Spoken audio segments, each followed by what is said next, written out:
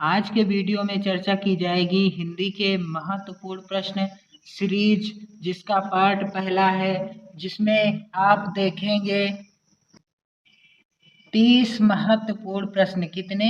30 महत्वपूर्ण प्रश्न, जो कि आपकी परीक्षाओं की दृष्टि से बहुत ही महत्वपूर्ण हैं। चाहे आप इंटरमीडिएट के विद्यार्थी हों या किसी प्रतियोगी परीक्षा की तैयारी कर रहे हों, खासकर आपके ये जो प्रश्न हैं आपकी इंटरमीडिएट यूपी बोर्ड परीक्षा जो 2021 में होने वाली है, उसकी दृष्टि से बहुत ही महत्वपूर्ण प्रश्नों की सीरीज है, जिसका आज पहला भाग है। और ये जो प्रश्न है, इनकी संख्या है 30। कितनी है?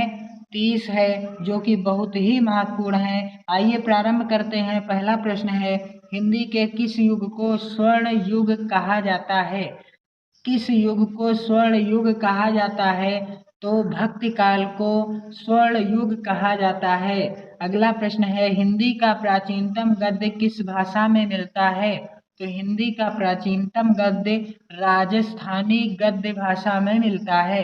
किस भाषा में? राजस्थानी में मिलता है। तीसरा प्रश्न है, हिंदी गद्य या खड़ी बोली के जन्मदाता कौन है? हिंदी गद्य या खड़ी बोली के जन्मदाता भारतेंदु हरिश्चंद्र जी हैं। कौन है? भारतेंदु हरिश्चंद्र जी हैं। अगला प्रश्न है, खड़ी बोली हिंदी गद्य की पहली रचना कौन सी है? तो खड़ी बोली हिंदी गद्य की पहली रचना गोरा बादल की कथा है। कौन सी? गोरा बादल की कथा। अगला प्रश्न है आपका, खड़ी बोली गद्य का प्रारंभ किस कृति से माना गया है? पांचवा प्रश्न है, खड़ी बोली गद्य का प्रारंभ किस कृति से माना गया है? तो इसका सही उत्तर है, खड़ी बोली गद्य का प्रारंभ चंद छंद वर्णन की महिमा से माना गया है। अगला प्रश्न है, भारत की राष्ट्रभाषा हिंदी किस बोली से बनी है? भारत की राष्ट्रभाषा हिंदी खड़ी बोली से बनी है। किस बोली से? खड़ी बोली से बनी है। अगला प्रश्न है, रामधारी सिंह दिनकर किस काव्य धारा के कवि थे? तो रामधारी सिंह दिनकर राष्ट्रीय काव्य धारा के कवि थे। किस? राष्ट्रीय काव्य धारा के कवि थे। अगला प्रश्न है, रीत काल का अन्य नाम क्या है? रीत काल का अन्य नाम श्रृंगार काल है। क्या है? श्रृंगार काल है। अगला प्रश्न है, खुमान रासों के रचयिता कौन है? तो खुमान रासों के रचयिता दलपति विजय हैं। कौन? दलपति विजय। अगला प्रश्न है, तार सप्तक के संपादक कौन थे? तार सप्तक के संपादक अज्ञेय जी थे। अज्ञेय जी का पूरा नाम क्या था? सच्चिदानंद हीरानंद वात्स्यायन अज्ञेय था। अगला प्रश्न है, तार सप्तक के संपादक कौन थे? ये अज्ञेय जी थे।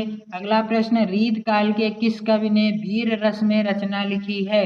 रीत काल के किस कवि ने वीर रस में रचना लिखी है? तो इसका सही उत्तर है महाकवि भूषण, जिनकी रचनाएं हैं शिवराज भूषण, शिवा बावनी और छत्रसाल दशक। अगला प्रश्न है, जायसी का पद्मावत किस भाषा में लिखा गया है? तो जायसी का पद्मावत अवधी भाषा में लिखा गया है। अगला प्रश्न है, महादेवी वर्मा किस काव्य धारा की कवयित्री हैं? तो महादेवी वर्मा छायावादी काव्य धारा की कवयित्री हैं। अगला प्रश्न है, कामायनी महाकाव्य के रचयिता कौन थे? कामायनी महाकाव्य के रचयिता जयशंकर प्रसाद जी थे। अगला प्रश्न है, खड़ी बोली में व्यवस्थित भाषा का प्रयोग सबसे पहले किसने किया? तो खड़ी बोली में व्यवस्थित भाषा का प्रयोग सबसे पहले राम प्रसाद निरंजन जी ने किया। अगला प्रश्न है, हिंदी गद्य को नई चाल में ढालने का श्रेय किसको है? तो हिंदी गद्य को नई चाल में ढालने का श्रेय हिंदी प्रदीप नामक पत्रिका को है।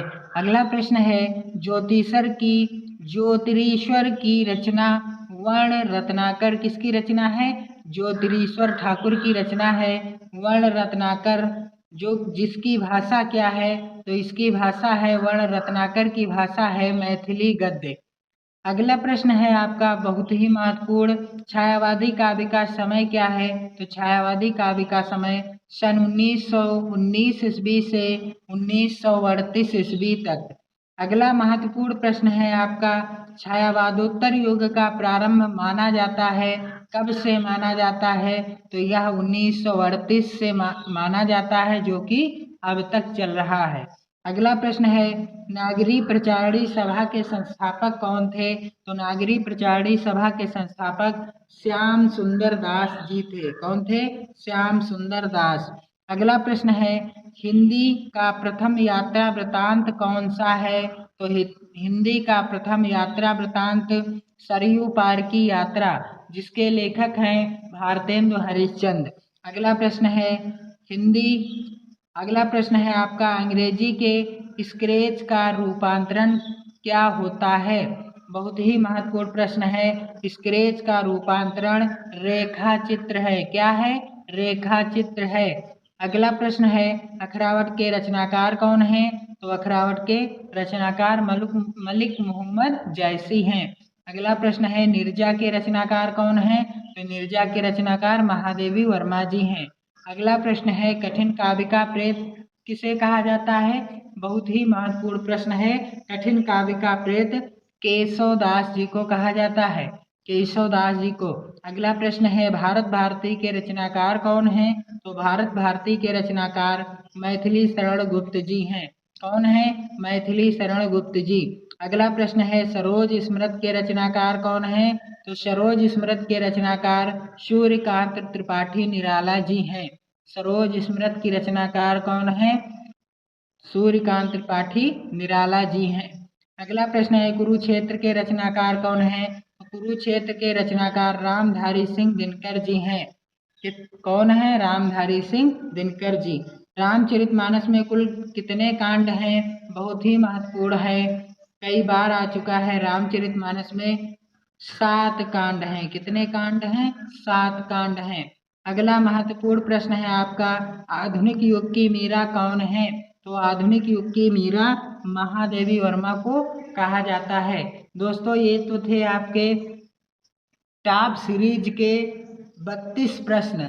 30 मैंने लिखा था, लेकिन यहाँ पर 32 प्रश्न थे आपके, बहुत ही महत्वपूर्ण हैं। यदि आप इंटरमीडिएट के विद्यार्थी हैं या हाई स्कूल के विद्यार्थी हैं या किसी भी प्रतियोगी परीक्षा की तैयारी कर रहे हैं, जिसका आप टॉप सीरीज का पहला भाग आप देख रहे हैं, दोस्तों इसी तरह के महत्वपूर्ण प्रश्नों की श्रृंखला देखने के लिए चैनल को सब्सक्राइब कीजिए और वीडियो पसंद आए तो लाइक कीजिए और अपने मित्रों में ज़रूर से ज़रूर शेयर ज़रूर करें। बहुत बहुत धन्यवाद दोस्तों। जय हिंद।